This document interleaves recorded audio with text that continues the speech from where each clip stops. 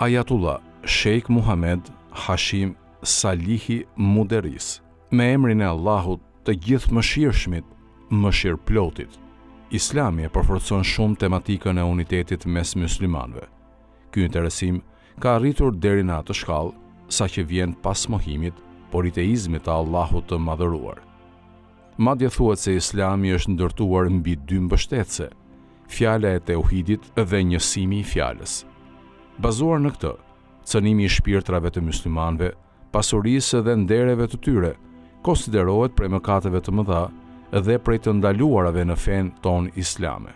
Po ashtu, Islami nuk e lejon ofendimin e besimeve, cilat do fe apo medheb prej medhebeve të ndryshme islame qofshin. Përsa i përket veprave vetvrasëse, kamikaze, që kryen kundër muslimanëve dhe që çojnë në marrjen e shpirtrave në vende të ndryshme të botës, ato janë të ndaluara në fe, sepse janë vërtetësi e shkatërimit në tokë dhe prej mëkateve të pafalshme. Kushdo që i kryen ato, do të jetë banor i përhershëm i xhehenemit. Muslimanët shiit dhe suni duhet të jenë të kujdesshëm ndaj intrigave dhe kurtheve të armiqve të islamit, ndaj atyre që mbjellin faren e përçarjes, e të ndarjes dhe ndaj heretizmit.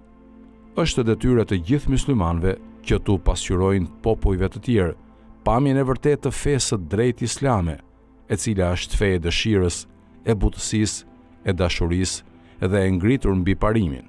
Diskuto me atë që është më e mira. Po ashtu, është detyrë e tyre bashkëpunimi për të ruajtur vllazërinë dhe përhapjen e islamit të pastër.